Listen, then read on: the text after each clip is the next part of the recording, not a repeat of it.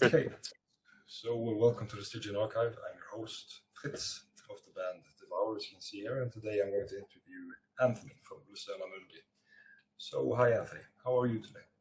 I'm doing fantastic. What about you, man? I'm doing good. I'm working and shit, so a bit tired. But... Nice setup. I see you're a collector. What?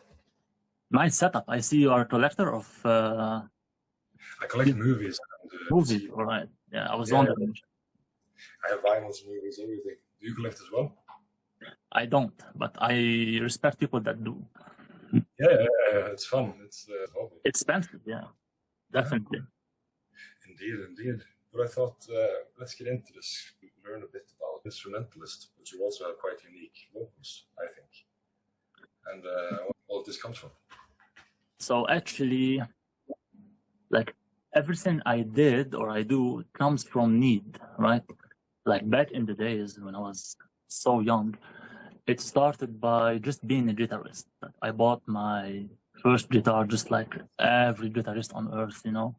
I dreamt about it for years and years, and finally when I could afford one, I just bought it and played.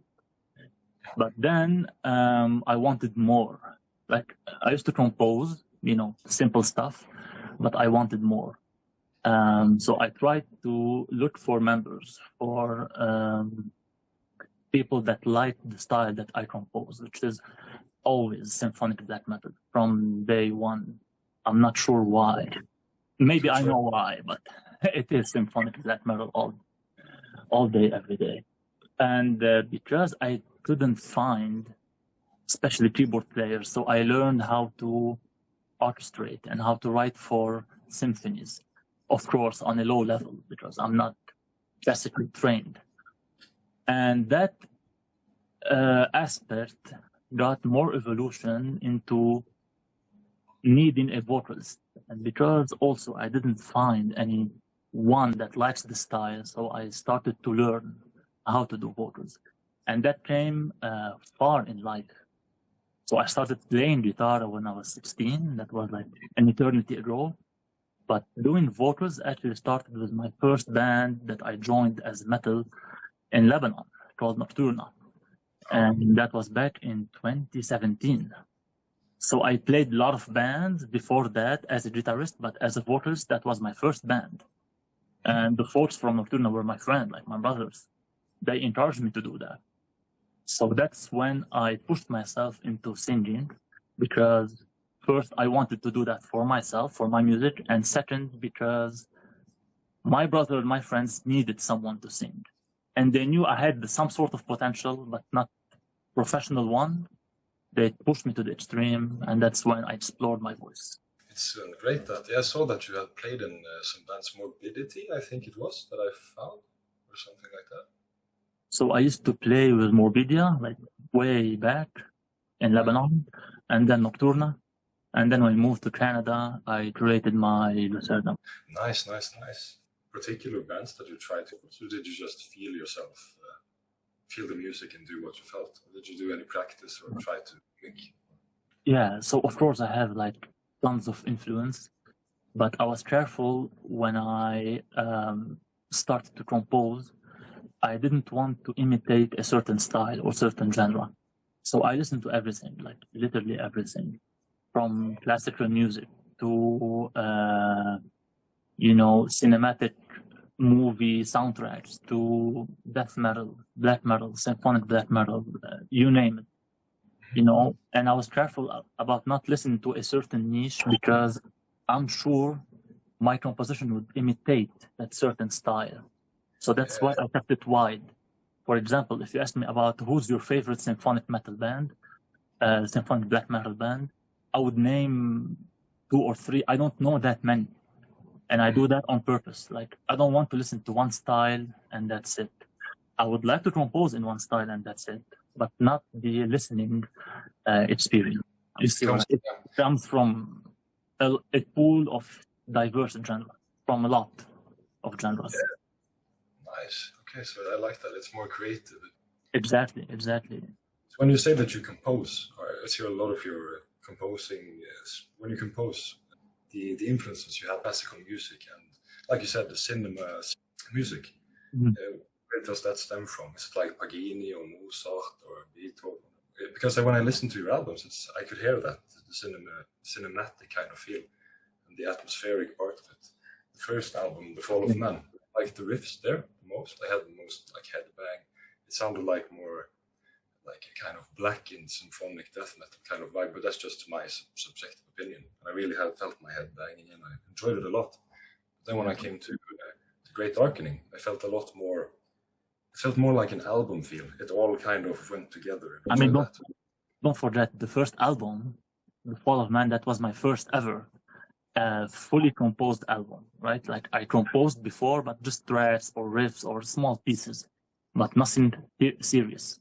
The Fall of Man was a chaotic version of everything that's pop in my head, you know, like everything blended into one album. I mushed everything together. Like every idea I have is just in that album.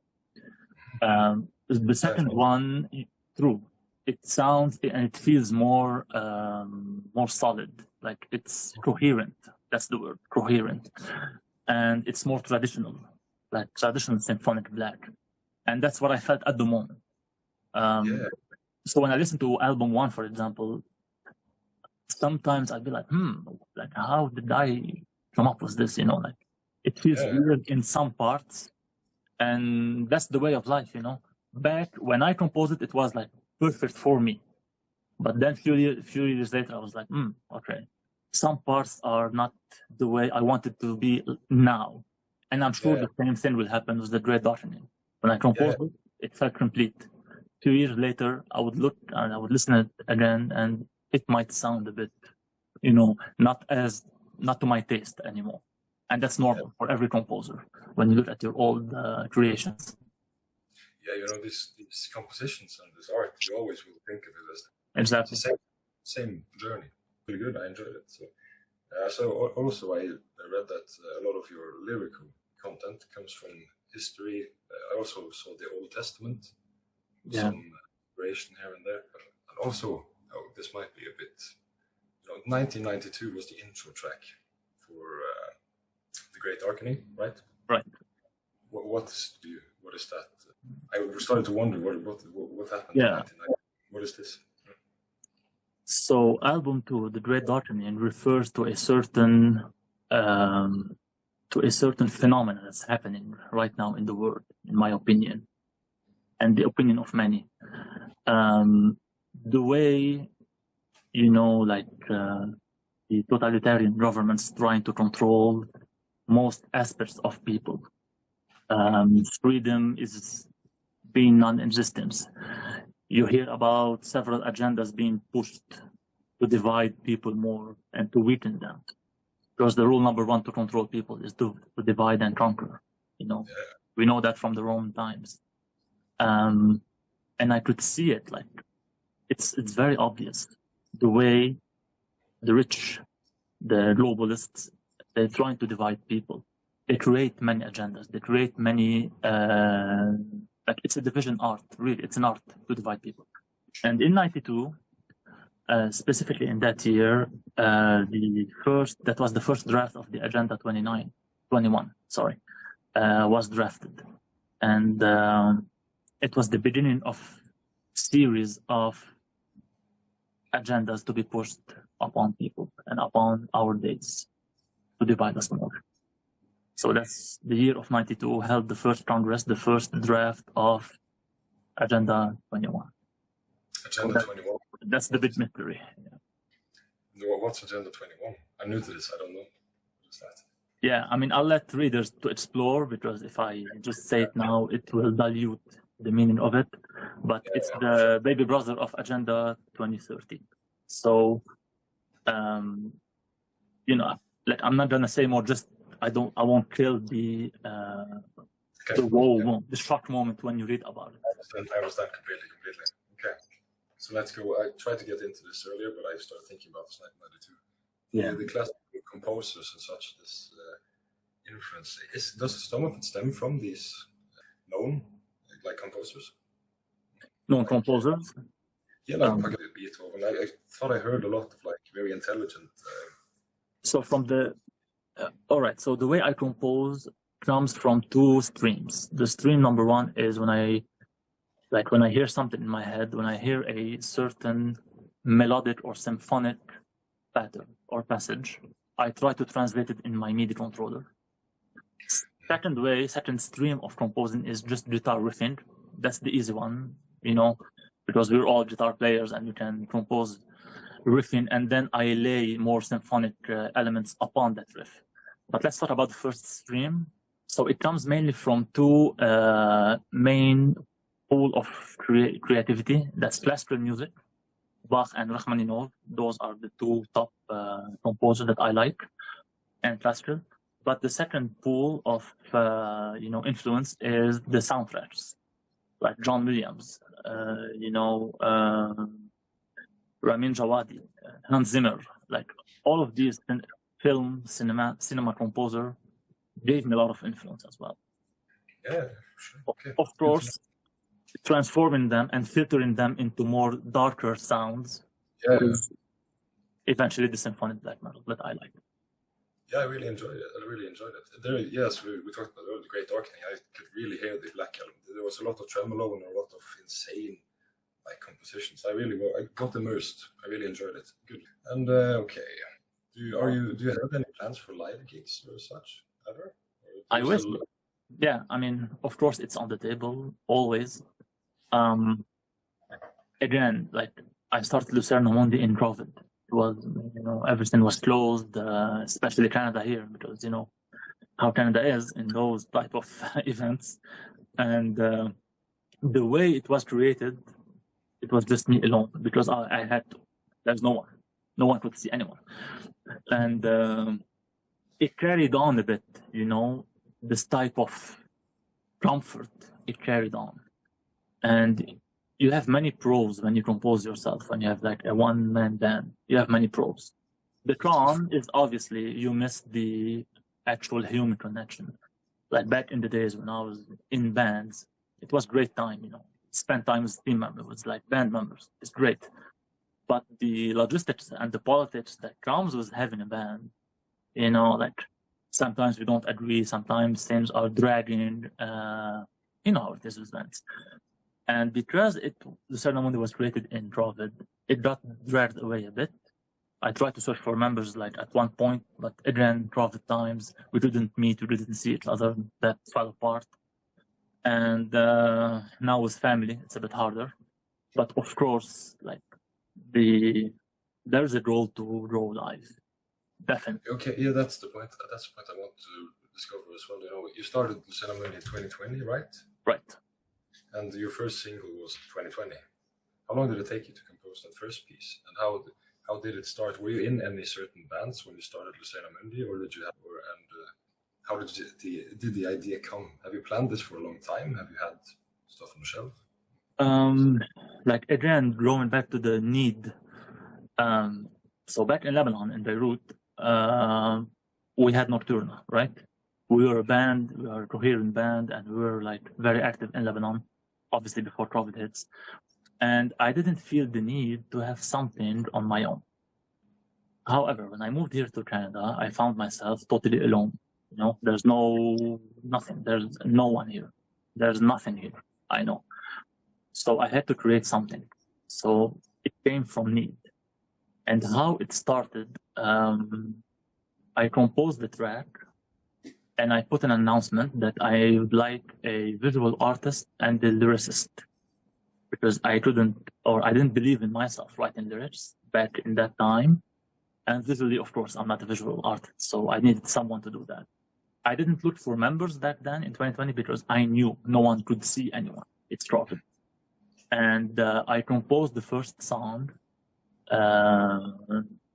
And man, it came in 5 minutes, the whole thing. That's quick. Yeah. I mean, I struggled with all other tracks, but that one, because it was the first one, because the ideas are just in your head, you have the ideas, but there's no avenue to create, right? But once the avenue is there, like, yeah, I want to start a band. Let's do this. The idea just come to life. Yeah. And so I did one draft, and I put the announcement like I would like a lyricist and a visual artist, and that's when two persons joined, Clara and Katie. Clara was the lyricist from Arizona, and Katie was the visual artist from Arizona. Weird enough, like both of them from the same region.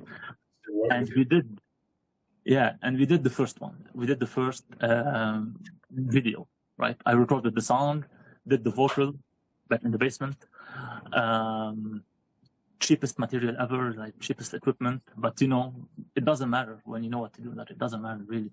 That's what I learned. Yeah, the skill overcome the equipment. That's in my experience. And we did the first video, like I went to a forest here in Ottawa. It was, you know, snowy, and we just did like the cheapest video ever. But I don't know why people just like it, you know. Like more video came after it, like more professional, like we put some more money into it, but people seem to like the first one. I don't know, maybe it comes from heart, like I don't. I think people that watch this about being overproduced, they just like the integrity of. Yeah, I guess so. Okay, let's get into some more. What do you think about streaming services and how the music business and stuff like that works today, especially when it comes to Spotify? Yeah, God, that's a long conversation. Yeah, so I hate streaming platform from all of my heart because it killed the joy and the experience of finding music the fun way.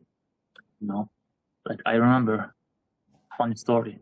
I was like 14 maybe, and the first extreme band that I discovered, and that's like rewinding to my influence, you know, metal wise, not the classical wise. And so I was 14, and I had my neighbor, right, and he got a CD, an actual CD. On that CD was written containing music. That's the word, containing music. We were 14. Yeah, we were 14. And he showed it to me. I was like, what's that? It was like, take it, I don't want it. I was okay. So I put it in my PC. There's no laptops back then, like PC, right? It was a Pentium. And I looked into the CD. There was like Limp Bizkit, Linkin Park, Metallica, and Old Man Child. Ah, yeah, that's. I was like, Linkin Park, yeah, I know them. Metallica, of course, I know them. But Limp Bizkit, but what's that Old Man Child? Double click on the first sound, and weird enough, it's my favorite symphonic black metal sound of all time, and it feels so complete. Like there's nothing 1% I would change in it, and that's Unholy Vivid Innocence. So double click on that. All right, that sounds evil, you know. Like what's that? Like that's like what the is that? You know, what the is that? And then you know, Galder starts like screaming, and I was like, okay, close. You know, second day, I want to hear more of that. Double click on Holy Vivid Incense, you know, screaming, close. I was a young kid, you know, remember. Third time, I listened to the whole album, right? And that's when, you know, like that was an experience. For sure. So coming back to streaming, you don't do that in streaming. You're in the car alone, and you like see a song, double click, okay, it's nice, let's hear it, you know, throughout the car, but there's no experience in it. The experience is gone. That's what I don't like in streaming. Other than they pay artists, you know, artists don't get paid in streaming properly. So that's one area. Like when I sell one of these items, like one sale from those equals to I don't know how many thousand of streaming. You know, it's nothing. Yeah. But experience-wise, that's what I don't like in streaming. That makes sense completely. Yes, I see what you mean. I'm so young, so for me, it's like streaming is embedded into my soul, kind of. But the best albums and best artists I ever found was in like my dad's CD collection when I was at festivals. Yeah. Looking at merch and yeah, this is cool. You get more, you fall like more emotionally in love with the product when you actually agree. Indeed. True. Yeah, because The Great Darkness, right? That's only on YouTube, or am I mistaken? The Fall of Man? The Great Dark. Second one. Yeah. Yeah, it is on YouTube only. I didn't put it on stream because I'm trying to fight the urge to put it on stream, but eventually I might have to, because a lot of people are asking like, why it's not on stream? You know, like, what do you want to answer? Like, you know, you don't want to lecture everyone that asked you this question. So I think eventually I might just put it on stream, but I just hate it to be there. I really respect your choice not to do it. You still want your own, like, people want to hear it. You know? Yeah. It's easy, more accessible. Yes. Yeah, exactly. Mm-hmm. Okay, another one then. Your lyrical content, like, exact. What is it that you're trying to get people to look into, other than what we just discussed about 1992, for example? Is there anything in particular that you discover or go into with these songs? Is there a certain mood you want people to get, or do you just want people to make it whatever they want it to be? So I think for most part is sharing what I'm feeling at the moment of writing the album.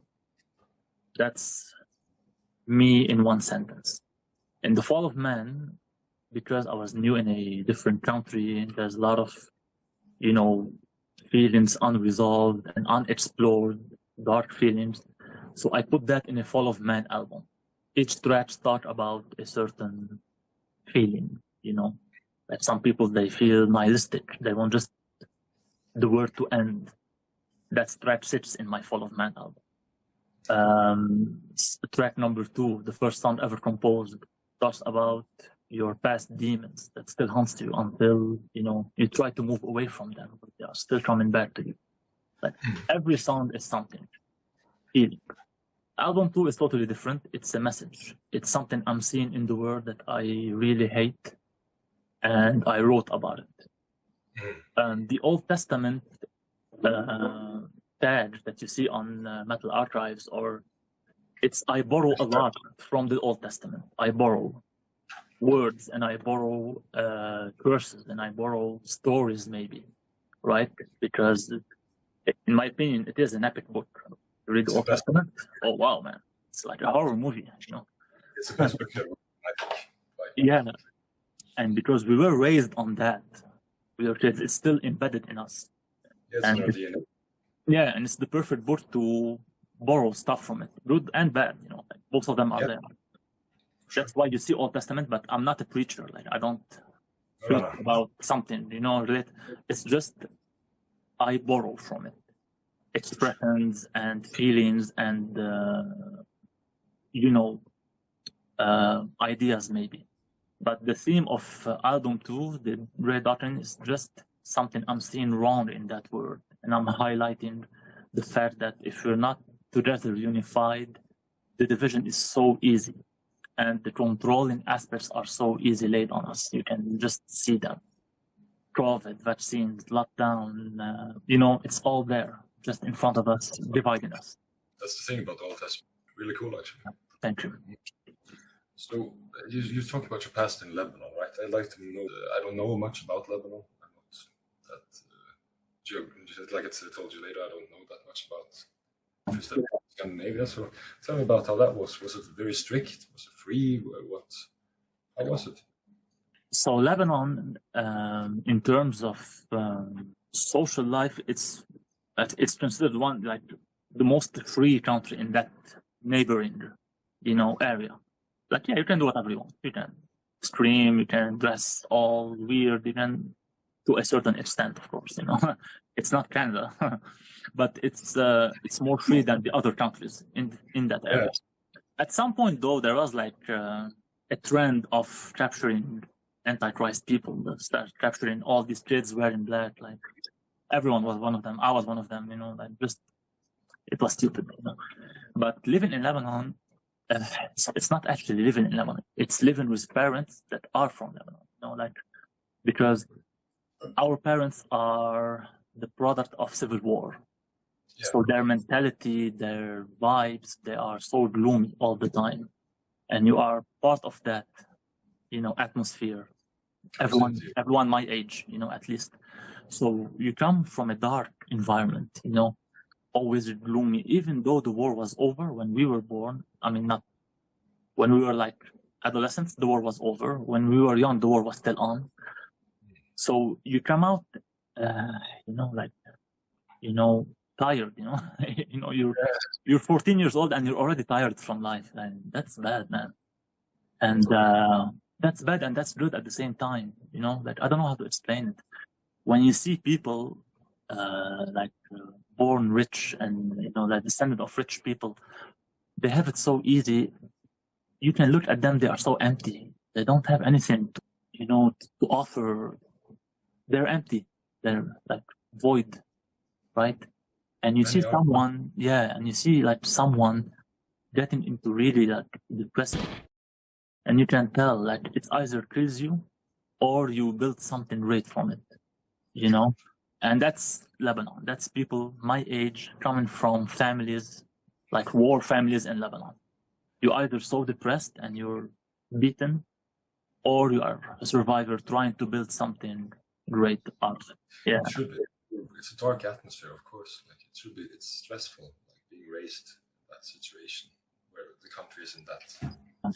So your band Nocturne. How long did you play there? You said. So it was a band like fairly old in Lebanon, not from the oldest generation, not the first generation metal in Lebanon, second generation, and they were there from like, I don't know, 2000 and something, you know, 2004, 2003. I'm not sure, but they were old, and they were my friends, right? And we used to go out together and watch them play, but then they took a break because for lack of members, some members left, and that was a long break. But back in early 27, the scene in Lebanon came to life again. So dormant bands were encouraged to play again, and one of them is Nocturna. We're like, let's revive it. You know, the founder, Belkar, he wanted to revive it, and he was lacking a vocalist and a drummer. So we found a drummer, but then the vocalist came in, and that's when he approached me and pushed me to my extreme. Like, it was like, I know you have potential. I know you never sang professionally, but I know you have potential. Let's try to do it. I was like, I can try, but you know, I didn't believe in myself that I can project voice, you know. So I did some, you know, I watched some tutorials and I just practiced in the car back and forth. Like every time I go back from work, I just practiced, and then I found the spot. I found my voice, and that was it, man. The rest is history. Yeah. So yeah, how does this? How did you end up in Canada? Just like your question. Oh, yeah. So it was a trend, you know, like people in the Middle East try to find their or try to boost their career somewhere else, you know, either in Canada, in the US, in Europe, you know, because Lebanon is so limiting, like especially music-wise, like you cannot do much, you know, and this constant hopelessness, that's a very delicate word to use, hopelessness. You always feel hopeless, you know, like whatever you try to build in this area, not only Lebanon, like all the neighboring, like all the Middle East, you know, this whole area is always on fire, you know, there's wars and Israel and it's all show, you know. So you feel limited. So you try to find somewhere else to live in where you can strive, you know. And Canada, because we have people in Canada that we know, relatives and friends, and it was like a bit trendy. There were like announcements, you know, everywhere. Hey, if you are a skilled worker, if you have university degrees, come apply. I was like, yeah, okay, let's apply. We applied there and got the visa and we came. It was fairly easy, you know. It was like, yeah, if I think about it. So they came and asked, and you like signed the waiver, and then you get no like travel certificate, and then you just go. Is that like? No, you go to a immigration lawyer, or you can do it yourself if you know, if you have the patience to do it. You just apply for a skilled worker visa, and you get a permanent resident card. You know, after 10 months, you get it, and you just travel. You know. You come here and you survive the first few months until you find a good paying job. You know, you find a job just like anyone else. And from there, it's you on your own. You can open your own business. You can rely on music. You can stay employed. There's more opportunities there here in Canada. Of course, you lose some stuff, but you gain other stuff. Yeah, that's right. There's no perfect place on earth, isn't it? Okay. So you don't regret your choice at all then? Like friends and stuff, like further away, kind of. I don't know. I mean, yeah, it's easy to start over in every aspect, when you are 30 something, like finding a new career, or trying to progress from your old career, trying to start a new band. In my case, it's all from zero, trying to make friends from zero, it's tiring. It's not something easy, and my friend in Lebanon, sorry? A lot of that comes into your music, maybe, the emotions. Of course, yeah, it's one aspect from it. My music comes from the way I was, from the early childhood back in Lebanon. That's what carries, and of course, you can top of it with the immigration and how I end up here in that country and all of that. Long journey. Of course, yeah. I mean, of course, I still have my roots, my friends, my family in Lebanon. Everything I know in life is in Lebanon. Canada is just me trying a new, it's a new page, but the old page is still there. That's. Yeah. Okay. And like you mentioned earlier, Almost Child. That was your first yes, this is what I like. Where did it go from there? Did you find more inspiration from Norwegian bands, or is a lot of it from your black metal inspiration? Is it a lot of it from Norway, or is it Sweden, or the US? Or what kind? Sorry, you're talking about how did I end up in metal from childhood? Almost Child. That was the first, and your main genre is symphonic black metal, right? Indeed. Yes, you found Almost Child. Did you find any more in Norway that you enjoyed? Of course. Specifically Norway. I mean, we have the mighty Demo, so that's Demo was here. So later on, I discovered the classic bands. A lot of, in my opinion, a lot of credit should go to Buxom. Love him or hate him, but he did something. He was revolutionary in that aspect. He did something. He opened the door for every atmospheric black metal band that you hear now. And Mayhem, of course, they did something. They did something to the scene. I mean, here in Quebec, they host Messe des Morts. I don't know if you ever heard about this festival. So it's a Messe des Morts in French, the Mass of the Dead. So they host a lot of bands from Norway. So Urgal, they came here. Enslaved, a lot of bands come, from everywhere, but specifically from Norway. We have at least 2 or 3 bands every year. It's a 3-day festival, but only black metal. No other genre are allowed. And nice. So that's an avenue where you can meet and see and discover new bands, specifically from Norway.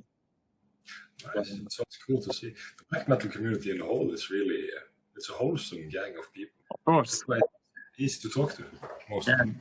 And my last concert was, my all-time favorite band besides Old Man Child, and that's Emperor.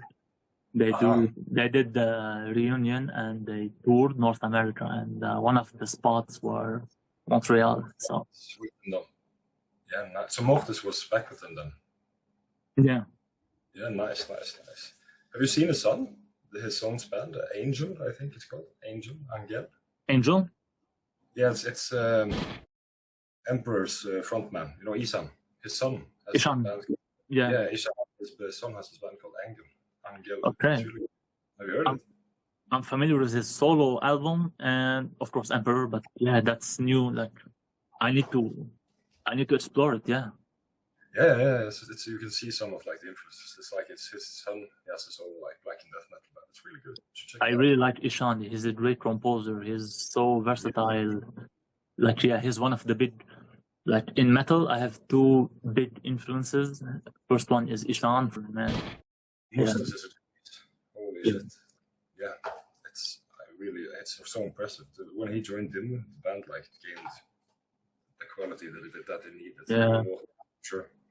And he's so low profile. I tried to search for his contact number. I want to like offer a collaboration, you know, but he's not found anywhere. Like I know he plays with Odium now, like from Norway, a very old symphonic black metal band. They did one album in '95, and that's it. So he plays with them live now, but he's very low profile. You know, that he doesn't have any contact info. Fun fact: a guy that went to my school from 1st to 7th grade, yeah, he's in family with Mustis. Their name is Mustaparta. That's where Mustis comes from. So his last name? Yeah, Mustaparta. That's why it's Mustis. Yeah. Okay. His third cousin, I think it was. Yeah, he was my friend at school, so it's cool to find that out. Like later. Oh wow, yeah. That's great. It's fun. When we talk about like enslaved and stuff, to meet him at the store here and there, it's cool stuff. That's great, man. Yeah. Yeah.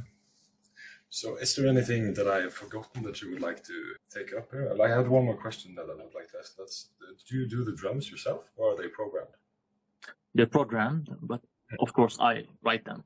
I don't hire anyone to do them. And honestly, I wish I recorded them because they take a lot of time to just program them the right way, you know, because I don't copy paste patterns. I just write every single note with a different velocity than the other to make it as human as possible.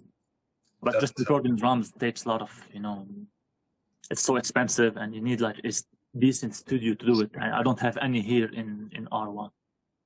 I need to travel to Montreal. Like it's a bit of hassle, so just program. Yeah, I respect that. I don't have anything against program drums myself. I think they often sound better. That's why. I mean, they do. Again, you miss the experience of seeing your drummer playing, you know, and having fun doing that, like the experience. But again, there's no one here anyways, so. True. Maybe once you put that together sometime in the distant future, you will have a session with drummers, then you will get it. Yeah. Okay, so we'll almost reach the 40-minute mark, but is there anything that you want to talk about that I haven't mentioned? I mean, that was great. Thank you for your time, and like you're knowledgeable, right? And it seems like you're having fun doing that, speaking about artists, and I respect that, man. And plans for now, like maybe this is the last area I would like to talk about, the future plans, besides trying to assemble members when the time is right. But like Lucerna Mundi is a non-stop working mechanism. Like I'm already brainstorming on album 3. Nice. I have some ideas, but this time I would like to create something, you know, like I would like to do a collaboration with someone, but I'm not sure how and where. Maybe a choir, maybe an orchestrator. Like I would like to do something a bit different than the other 2 albums, you know, because when I composed the first album, it was only me, and I was like happy. I don't want anyone else to touch my album. Second one was like almost the same feeling, but I understood that the third one, like the more you know, the more humans are involved, you know, the more unique the product might be. So yeah, I miss the human connection when it comes to creation. So I think in album 3, I would like to see some sort of collaboration with, you know, either a choir, a small orchestra here locally, or something, you know, around that area. You should do that. Yeah. That sounds extremely nice. Yeah. So quick then, album 3. When is that coming? Huh? Oh my God. Okay. Let's hold the horses now. I mean, it's just the idea. Yeah. The time interval between album 1 and 2 took almost 3.5 years. So I hope I won't take that long, but yeah, like it's already in progress, you know, the ideas, the titles are just in my mind. I hope I can start building soon. Good. And the 2 women that work with you, visual and lyrically, are they working with you on that one as well? No, not on the second album. JT and Clara, because JT moved to Washington. She's busy now with other type of work. And for Clara, she's also focusing on something else right now at her own business as a funeral doula. And that's a very grim black metal job, if you want my opinion. That whenever someone dies from the family, like she goes and she do her thing. So it's very black metal. Yeah. So it's now you need her. Cool. Yeah, I might invite her to collab for album 3. Yeah, why not? Okay, but I think that wraps it up for us. Thank you for your time, man. I appreciate it. It was fun. Thank you so much, bro. Thank you so much. Hopefully we'll meet someday. Okay. Yeah. We'll see you, man. See you. Bye.